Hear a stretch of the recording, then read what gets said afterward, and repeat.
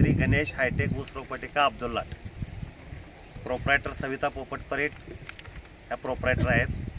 त्यानंतर आम्ही इथं ऊसापासून रोपं तयार करायचा आमचा म्हणजे बिझनेस आहे.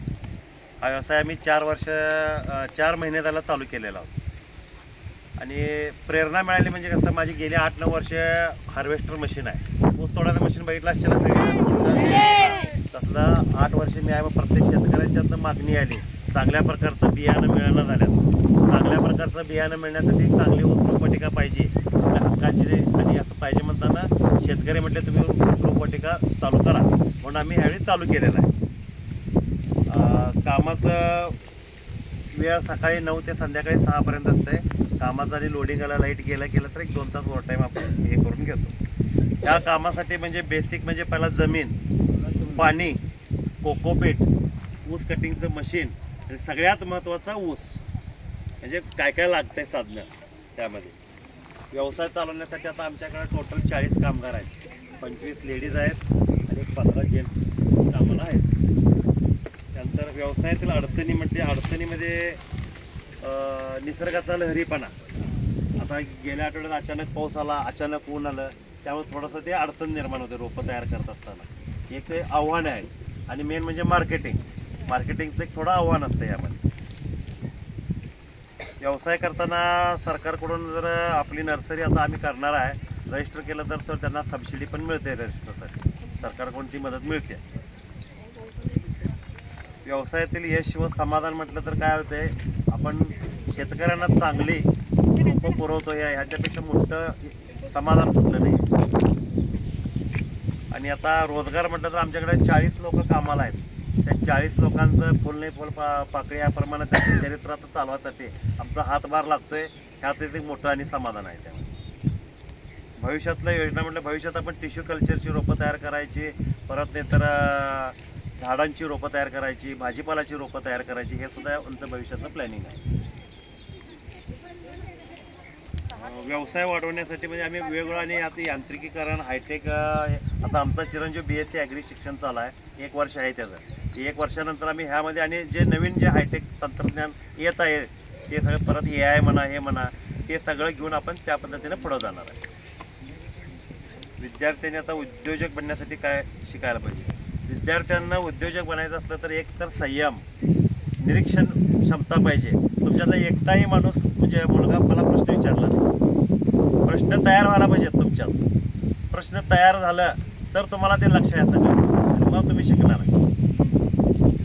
शिक्षणाचा व्यवसायावर काय परिणाम होतो. शिक्षण जर झालं असलं तर थोडं सिस्टीमपणा लागतो. आता मी BA ग्रॅज्युएट आहे, 81% आहेत.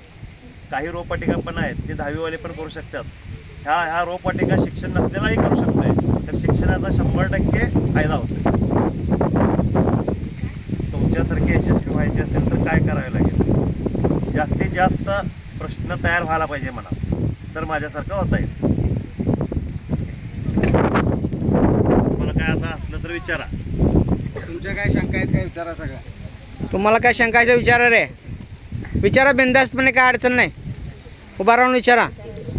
मुलींनो तुम्ही पण विचारा. काय मनात शंका असेल तर विचारायचं. आपलं शेत आहे असं समजायचं, विचारायचं, काय अडचण नाही.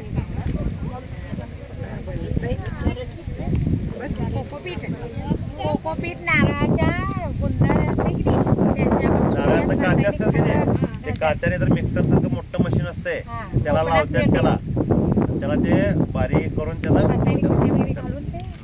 त्यामध्ये आणि रासायनिक मिक्स करतात. 1 रोप किती रुपयाला मिळते. 1 रोपा मी 2 रुपयाला विकतोय. 86 रुपयात 30चा आणि 65चा 265चा जात असतं तर 2.5 रुपयाला घेऊ.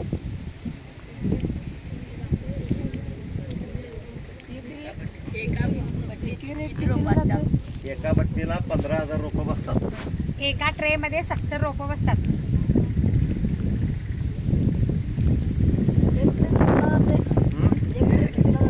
एक ट्रे 140 रुपयाला, 2 रुपयाला एका ह्याच्यामध्ये 70 असतात.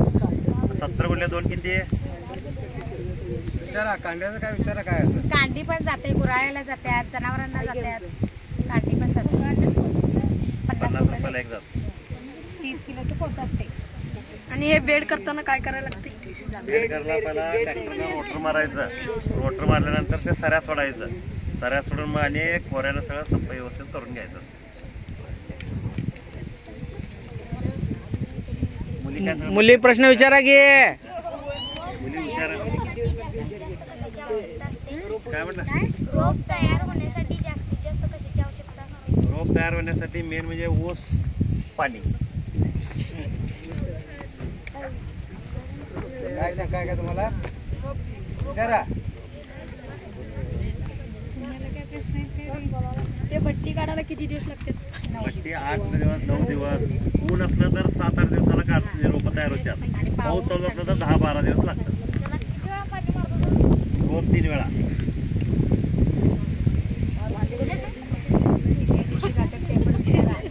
रोप किती दिवसाला नेतात ते सुद्धा विचारा. 25 दिवसाला रोप तयार होतात. 21 आता हे रोप आहेत की नाही 25 दिवस झालं बरोबर लावून. 25व्या दिवशी म्हणजे शेतात जातात. कुठल्या गावाला जाते? विजापूर, बारामती, गुजरात आजूबाजूची सगळी गावं आली. एका दिवसात किती ट्रे जातात? एका दिवसात 25,000 रोपं जातात. म्हणजे 360 ट्रे रोज. आमचं प्रोडक्शन आमची कॅपॅसिटी आहे. रोज 25,000 रोपं जातात आमच्या. या रोपवाटिकेची आमची कॅपॅसिटी कॅपॅसिटी एवढी आहे. एका दिवसात 25,000 रोपं देतोय. देतो. ह्याच्यापेक्षा मोठं असलं तर ते जास्त देतात. लहान असलं तर कमी देतात. ओके. हां. हे शेतकरी शेतात लावण्यासाठी घेऊन जातात ऊस. आता ते अनिल पाटील म्हणून आहेत नांदीचे शेतकरी. नांदीला चाललंय. 28 एकर शेती आहे त्यांची. त्यांनी कंटिन्यू आता रोपं द्यायला आपली 3री गाडी चालली.